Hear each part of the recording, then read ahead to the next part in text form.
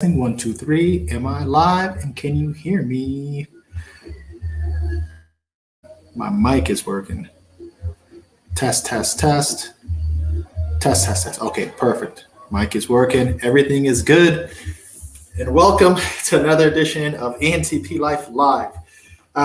Sorry for the camera quality here. Using this laptop and this camera really stinks.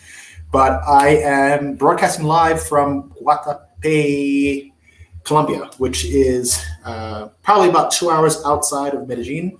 I'm actually here filming the wrap up to my first kind of installment or change of ENTP Life. And I have a flickering light somewhere.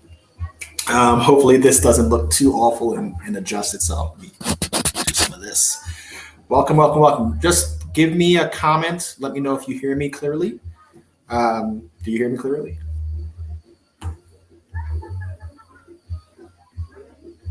I hope you guys hear me clearly. Anyway, this is another installment of ENTP Life. Hello from ATL. Welcome, Georgia.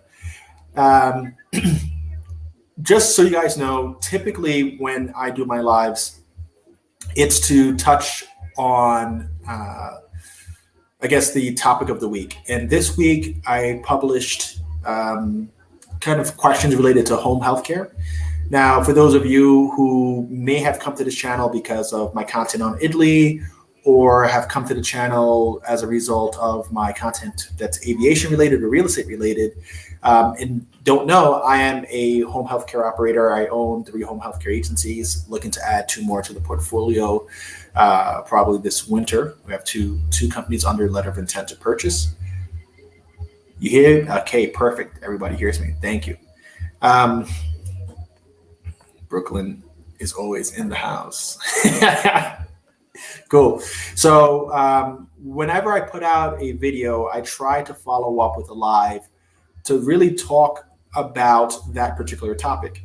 So we're going to be talking a little bit about home healthcare if you guys are interested, but since I'm in Colombia and I'm more in the mood to talk about that, I hope we could cover any home healthcare questions quickly, and I'll move on to the things that I find interesting rather than work related. So home healthcare is kind of divided into 2 parts, right? The one part is the personal care / companion care sort of world. And that's when you're providing a caregiver, typically of fairly low skill. This is assistance with activities of daily living. And within that audience, you're pretty much playing the role of helping somebody get through their day, right? These are people who have chronic illnesses or maybe just need some supervision or assistance at home. That's typically called home care. Home health or home health care is more of a skilled service. This is going to include your skilled nursing, your wound care, your medication administration, intravenous at-home infusion, more high-tech related services. Then you have physical therapy, speech therapy, occupational therapy, all fused under that skilled umbrella. Typically, people who go the skilled route end up getting Medicare certified. And there's a lot that's been changing with Medicare, but in general, those that are being reimbursed by Medicare, the margins are better than personal care. And it's kind of a debate as to which organization you might want to found, but that's more or less the difference. I would say starting a home healthcare agency is not for the faint of heart. It is a very difficult business to get started and a very difficult business to be profitable in. I've been fortunate that I've started doing this a long time ago. There's been several times where I've wanted to quit or stop, especially in the early years when you have a census of like 5 patients and it doesn't seem like it's worth it. But these days things are pretty profitable, and I see that now this is a game of scale, and that's kind of where it is. By comparison, I do encourage people who are thinking about getting into healthcare as a entrepreneurship path to go the healthcare staffing route. And the main reason for that is because it typically in most states not regulated. The profit margins could be as good or better than home healthcare. And it's an easier and less expensive business to start. It can be cash intensive when it comes to floating your payroll, but there's ways around that. And I teach that in my course, Passive Workforce. So if you are interested in starting a healthcare staffing company and not a home healthcare company, you can check out my course at entplife.com. Go to courses. You'll see that I have Passive Workforce as an option. And there you can learn how to start one of these healthcare staffing firms or nursing agencies, as they're commonly referred to. But with a healthcare staffing firm, you can do more than nursing. You could do nursing, you could do physical therapy, you could do respiratory therapy, whatever it is that is in demand, and whatever it is that you know. And I think that's all I'm going to talk about healthcare. If somebody has any questions related to healthcare staffing, home healthcare, please feel free to check in and ask. But I kind of want to talk about what I'm doing here in Colombia. I think that's far more exciting. And I hope people find that interesting. So when it comes to what I'm doing here in Colombia, first of all, I'm moving down here on a semi-permanent to permanent basis. I came to this country for the first time in 2016, really fell in love with it. I think the cost of living is fantastic. The people are great. I think the country offers a lot. It does have its problems like any other country does, but for someone who is earning in US dollars, who makes a pretty good living, life here could be pretty good. So as you guys know, I've already been hinting and talking about some changes coming to the channel, and it's not like a major overhaul. I would say a lot of the content is going to remain the same, except I'm going to focus more on kind of guiding people towards early retirement and generating passive income through real estate, through healthcare, and through any other kind of hacks and hustles that I do, right? I rent cars on Turo, I trade stocks, I am a YouTuber, so a content creator / media producer, I guess. I sell courses online. I have a home healthcare company. I have a healthcare staffing company. I have a software development company. I have a partnership in an insurance company. So my range is quite wide, right? So I see a lot of those career paths or industry paths as being a pathway that people can kind of earn out of the 9 to 5. And I kind of want to show people how they can do so and live in, beautiful parts of the world. Like, it's getting dark here, but the place where I'm staying is dope. I'm actually going to post some pictures to my community feed just so you can see exactly like what's outside of these windows here and get a sense of, geez, the flare is so awful. Come on, camera. There we go. So I'll be able to kind of show you what life is like here and what you could expect. But the series, it's not even a series. It's one episode that I'm filming, and I'm filming it in the format of a show. And that show is kind of my interpretation of what I think television is missing. If you could think about anything, think about like Anthony Bourdain's shows meets kind of House Hunters meets expatting, if you kind of want to think of it in a certain way. So it's going to be me traveling to different cities that I find interesting and assessing them as to whether or not they are quality for calling home, especially for me, from my perspective, the things that matter to me. And the things that matter to me are the people, the food, and the cost of living, right? And the lifestyle that cost affords me. So here in Colombia, I'm doing an overview of the Medellin and surrounding areas, showing what life is like in the city of Medellin, what does the local lifestyle look like, and what is the local opinion of their city. Then I'm showing kind of like a recommendation of the community, like, hey, if I want to see another side of the city, what should I see, which is where I am now. And then I have a couple of interviews with expats that have moved from the United States, from Texas and Nebraska, to live in Medellin, Colombia. And then I'll kind of finish it out with the lifestyle and cost of living and what you could expect. So that's going to be wrapped up in about a 24 to 30 minute episode. And really, honestly, the intent is to film enough of these, get a solid footing as to how I want to produce these videos, and then start shopping them to a network. I've been working with Made by Mobile. I can't forget the name of his production company. I've been working with Courtney, who is a mobile video producer. And I wish I remember the name of it, because it's either Made by Mobile or Made for Mobile TV. I feel so guilty now, but this is the downside of live broadcast. But my apologies. But either way, we're working on trying to put together a pilot that we could shop to the network and get production funding for it. And it'll be me, maybe a few guests traveling the world and kind of showing how could you make this international lifestyle or this global living a lifestyle of your own.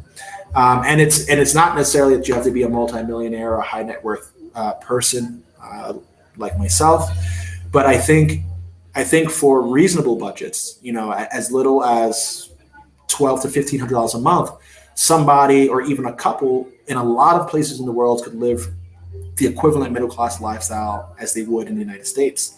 So I think that's really what I'm excited to talk about. So if you guys have any questions that you want to ask me about living internationally, or what made me decide to pick Medellin, Colombia, or where else. I know there was a couple people who asked me what's going on with my projects in Sicily and Brazil. Please feel free to ask those questions and let me know. There's no questions here. This is crazy. I think what's strange is I've been kind of promoting my lives using Streamyard, like pre-scheduled lives, and I think that's really hurting the distribution that I have on YouTube, because I only have 7 people in this live out of 30,000 subscribers, and that's unusual for me. And I've noticed this like downward trend in the lives ever since I started streaming from Streamyard pre-scheduled rather than impromptu lives. So I think for whatever reason, people might be getting these notices and not remembering or forgetting. But it is kind of weird for me to only have 7 to 10 people in a live stream. Alexandria, I'm sorry. Here's your question. Okay, is it feasible to have a home care agency business in New York City? Of course, it's feasible. There's plenty of home care agencies that are thriving in New York. Now, your question is, can you get a license right now? And that's kind of a two-piece sort of question. If you're looking to start a new home care agency from scratch, if you're looking to start a home care agency from scratch and apply with the state, you currently cannot, because the issuance of new licenses are under moratorium. And a moratorium pretty much means that they're not issuing new licenses. It's on hold. It's just not something that they're doing. In fact, they're actually trying to force consolidation in New York by limiting the number of contracts that not HMOs, but the managed long-term care companies can have.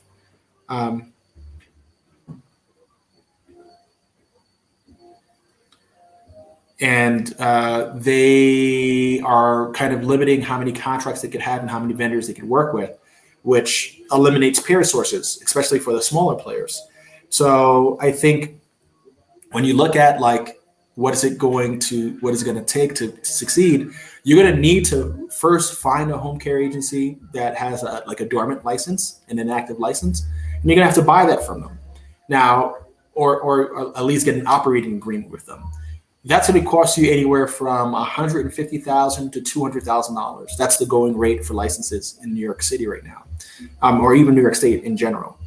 So after you pay that $200,000, it's going to take about 18 to 24 months for the official change of ownership. And you'll be the official owner and license holder at that time if you're approved.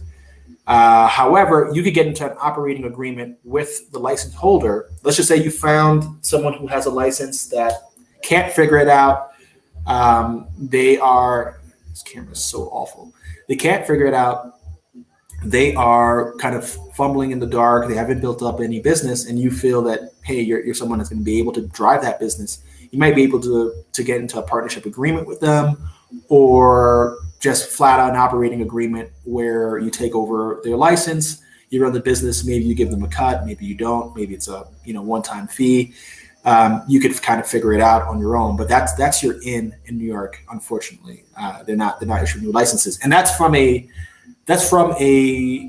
standpoint where you cannot provide Medicare services. You can provide skilled services, but that's going to usually be on a private basis, because most of the HMOs and the Medicare Advantage plans, in order to do skilled services, you have to be Medicare certified. And in New York, there's two licenses. There's one that's the licensed home care service agency.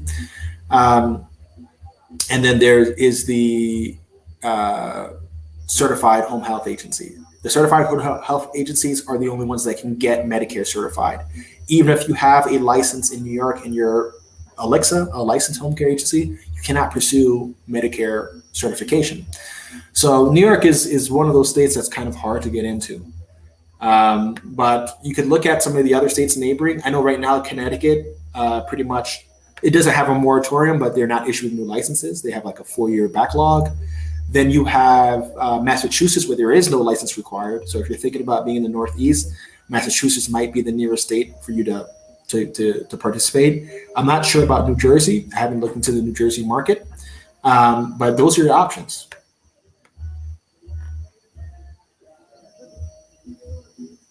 Show a view of the place. I'm going to share that on YouTube or on Instagram. I can't show a view. It's going to, it's so dark in here, it's going to look like crap on this camera.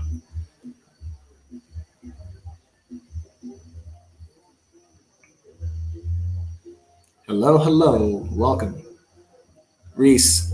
And for those of you who are here to help boost this, slap a like on this and share this with whoever you can. That way they can join in on the conversation. I'm a wounded U.S. veteran, and I would like to start a home care agency catered towards veterans. I think that's a semi good idea. The only thing that I feel is wrong with that is that you're gonna keep your customer base too small, right? Maybe if one of your subspecialties are veterans, that would be great.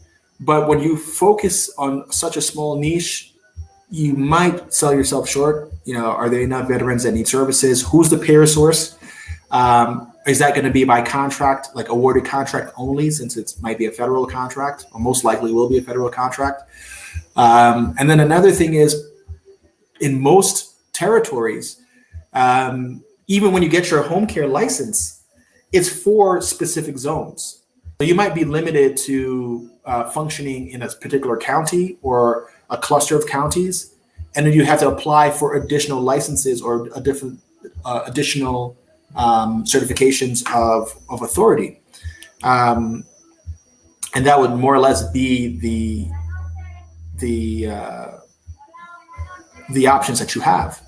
So I think what I would recommend is that you start a home care agency. First of all, I don't recommend you start a home care agency just because it's really not an easy business. I don't say that. I know sometimes people might think I'm saying that because I'm in the business and I don't want more competition, but I'm telling you, starting a home care business can be very costly and it's very stressful. It's not an easy business. The margins are fairly thin, and you're dealing with servicing the payers, servicing the referral sources, servicing the clients, and servicing the client's family members, as well as your staff. It's quite a heavy lift. But if you're gonna do it, I would say keep your options open and niche down on like a subspecialty, even if that's veterans, but definitely service other clients that are non-veterans as well, because believe me, you're gonna need the revenue.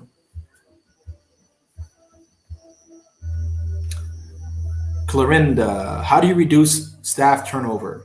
I think the best thing that you could do to reduce staff is treat them well, compensate them well, right? Most people that leave a place of employment leave because of compensation lack of like advancement in their career, and they also leave because they're not treated well, right? They just feel like a cog in the machine, and it's like they want to be in a different environment, a different culture of a company, and they leave for those reasons. So if you want to reduce turnover, be compensating well obviously helps keep people around, especially if you're one of the highest payers in an area. People are going to say, why would I leave? You can also be a little more selective and secure better talent when you do pay higher. Usually when you pay lower rates, you get lower quality, and then also you get more turnover. Treat your people well, treat them like you would want to be treated by an ideal employer, and give them opportunities to advance themselves, to grow, to learn more. Those are going to be the best ways to keep people. I can admit, at times I feel I underpay, mainly because the margins are fairly thin in the industry. I try to raise rates as much as I can, especially when I'm the outright owner of a business. I try to compensate fairly. Some of my partners in other businesses try to compensate at market or below market because they feel that's the better way to earn. So you got to be democratic in your choices. But I think if you pay people well, you treat them well, you really care about their future, you help them learn how to invest, how to secure for retirement. You do the things that I do here, I'm willing to do for my employees. Give them opportunities to advance, give them opportunities to train and do more. I'm always an advocate for trying to give somebody more than they could probably handle, hoping that they'll rise to the occasion, and then show them that their effort directly relates to income in the company. And if we can demonstrate that, then we can demonstrate increased compensation.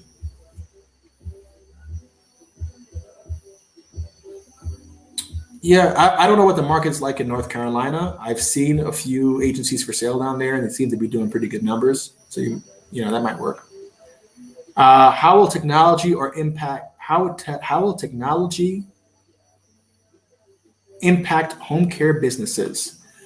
I think in healthcare, the technologies may affect the businesses by allowing them to, in my opinion, operate with greater efficiency, right? If your software eliminates the tedious work that is killing all healthcare companies, right? The documentation. If your software can limit documentation, automate communications with physicians for physician orders and that sort of thing, can automate shift changes and shift replacements and swap outs. I think, and if your software can kind of predict the declining or changes in patient condition so that you're able to intervene prior to like a hospitalization, prior to it triggering a hospitalization event, which may cost Medicare more money or the payer more money. I think technology, if applied properly, allows home care agencies to have better reimbursement rates and improved profit margins if implemented properly. I could see technology also forcing consolidation to a degree where those who kind of emerge to have the best software products can corner the market in a way that the smaller players may not be able to adapt and adjust as quickly. Our company is a tech-focused company, and we try to build out technical solutions that do eliminate that annoying work, and we continue to build out more and more solutions. We currently actually have 3 variations of our on-time software. It's on time for home healthcare companies, more so New York based, but that's kind of evolving. Then we have on time for healthcare staffing companies and home health. They actually run on the same platform. And outside of that platform, we have on time for social adult daycares. So that's managing a social adult day practice. And just a little spoiler, I'm going to be launching a course on how to start a social adult daycare in New York in the near future.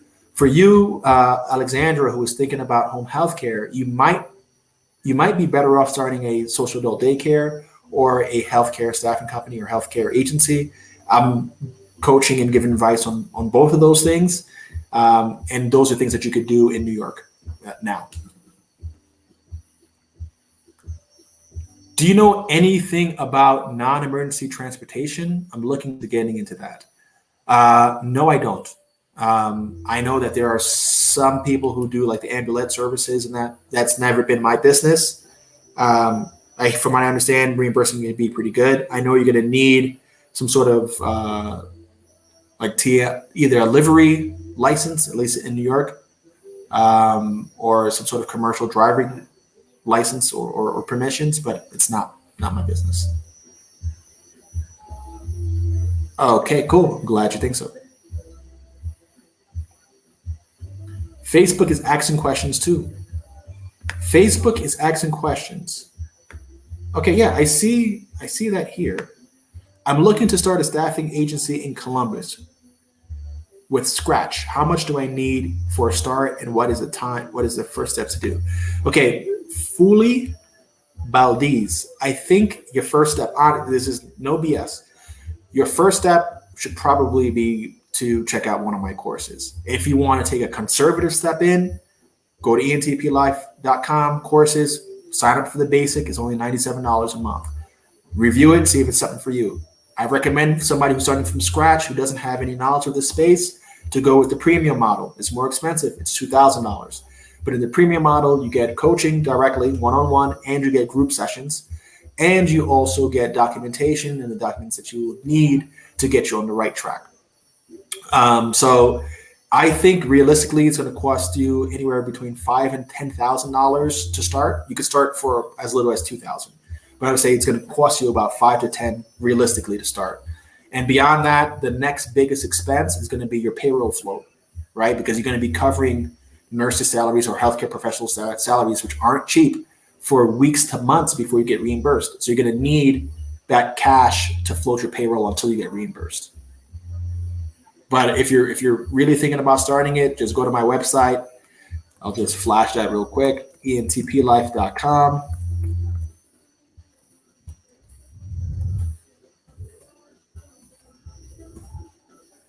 And if you click the courses, you'll see I offer 2 courses. One's on real estate investing, and the other is on starting a healthcare staffing firm called Passive Workforce. See if I missed anything else. Now, sometimes I get in the zone, I'm yapping. I'm about to get myself a bottle of wine and enjoy this reggaeton that's playing in the background in the lake views. How will this technology impact home care, transportation? Okay, I think I answered this Facebook question. The thunder is coming. Late night Colombian thunderstorm. Hey, Carl, sent you an email a few days ago to info, or you sent it to Carl at Social Peer. You have to really understand I get kind of inundated by emails between, 6+ companies. It gets kind of crazy. So if the response is slow, forgive me, but we'll get around to you. Just let me know which email. Epic is a very good software that does a lot of automation. It's been used in a lot of hospitals. I'm not sure about home care setting. Yeah, Epic is primarily a hospital software, and they've been building out kind of like modules for home healthcare. But from what I hear from most home healthcare operators, they don't like it, and it's not necessarily built for home care. But Epic is clearly one of the leaders in the space. You're welcome. entplife.com is where you can register. Cool. And, if there's no other questions, I am going to enjoy the rest of my evening. This is, this is partially work, partially fun. Surprising that no one asked any questions on actually living in Colombia. I'm surprised. Maybe it's the title of the video that it's got mostly healthcare interested folks. Okay, here's another question. T done. Let's see.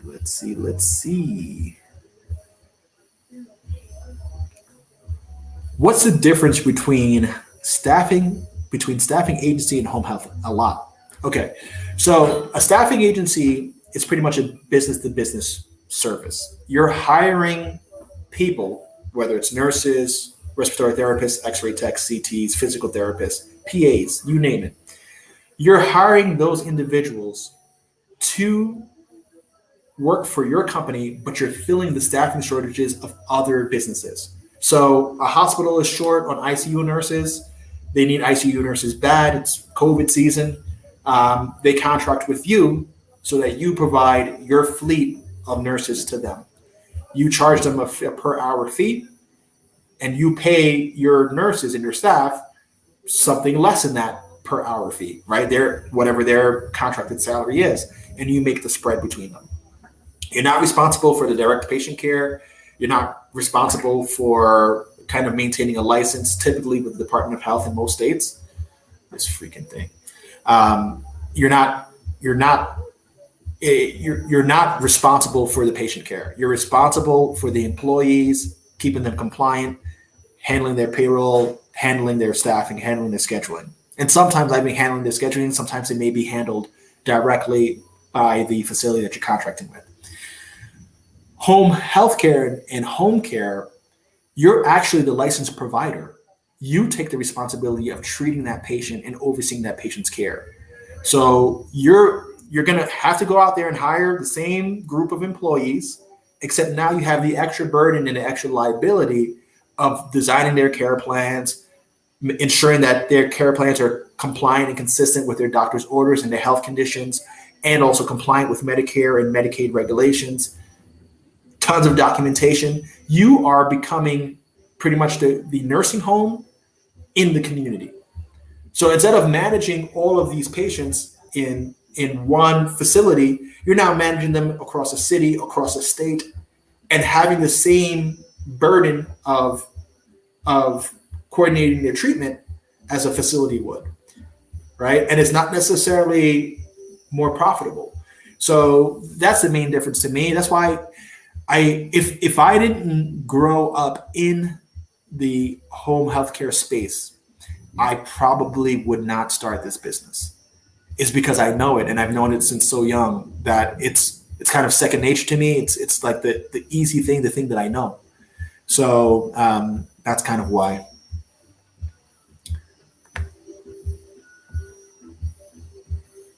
From what I understand, medical care in Colombia, and it's spelled Colombia, people here get pissed off about that. So I've just corrected you, not to insult you, but it's COLO.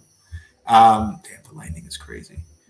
So the healthcare system is good, especially if you're self-pay.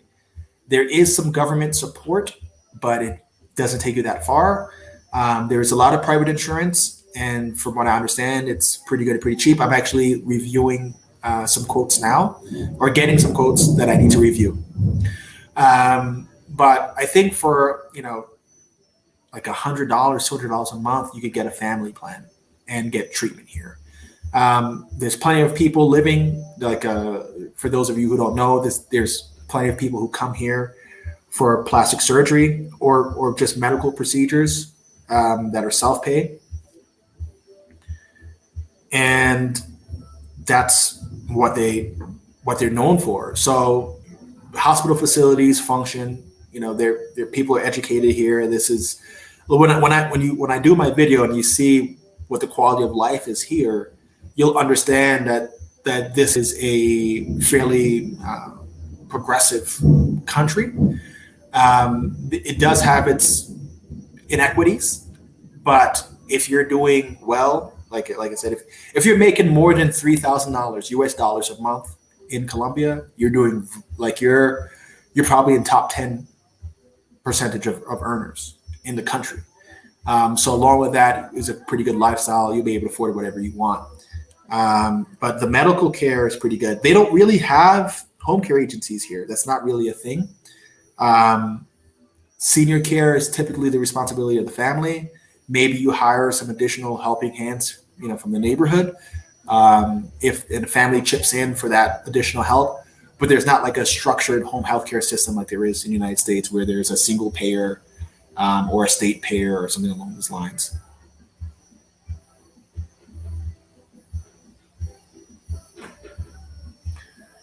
T-Don, thank you, and please keep coming with the videos. They are very informative. I'm glad you think so. Sometimes I get worried, man. When I have 7 people in a live, it makes me think I'm not offering much value to anybody. It's concerning. Do you recommend Google to get clients? I think you need to use whatever you can to get clients. The best referral source is going to be word of mouth and through relationship building. Your patients advocating for your service, like that happens where your patients like, this is my agency. They're really good to me. They're really good to my aide. People ask, who's providing you services? Like who? Well, my grandfather just got sick. Who's providing you services? Having a great rapport with case managers at hospitals, with the office managers at doctors' offices, doctors themselves, the discharge staff at skilled nursing facilities. Those relationships will keep producing new clients for you. So it's important that you establish those relationships. Google, I think if you're going to try to benefit from Google, you should try to like rank for search, like via search engine optimization. Your Google spend will go quickly. So I think if you're trying to corner a particular market, get those Google reviews up, right? Make sure that your patients review you on Google, 5 stars.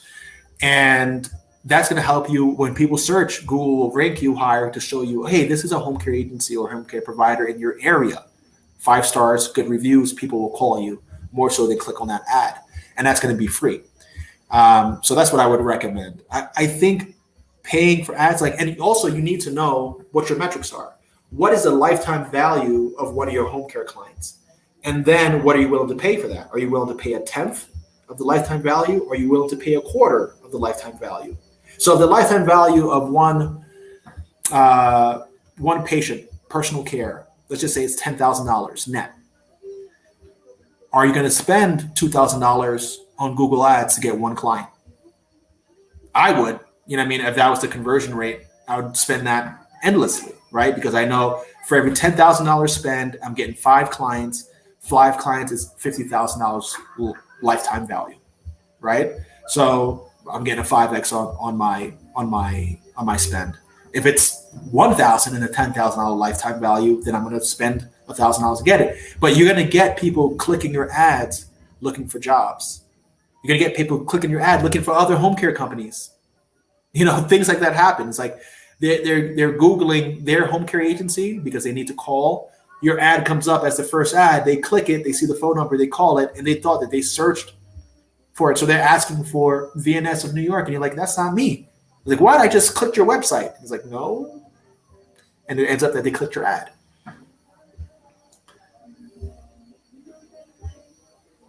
All right, Angel, glad that you found it useful. If ever you want to, book a consultation with me, I think I'm booked out into October right now. You could always go to my Calendly link in the description. I have plenty of strategies for how you should be approaching your marketing and how you should be building out your census. So if you need some help with that, always feel free to book a consultation call. And I think for what you're asking for, the $97 or the $99, I think it's $99 that I charge for an hour consultation will definitely be worth it. Because if I were going to design a marketing strategy for someone, at minimum start at $2,000 as a retainer. So if you're just looking for some ideas to kind of get your agency growing or going, I would recommend a consultation. You could see what my consultation style is like. It's a lot like this, but at least it'll be focused on you. And then if you think it's helpful information, then you might want to go into a retainer agreement and build out something a little more interesting. That lightning is getting crazy. But, that's my time, guys. I hope you enjoyed. Consider living in Medellin, Colombia. It's a really cool country. And stay tuned for the video. The video is going to air October 3rd, as long as everything works out fine. And I'll see you in the next one. Take care.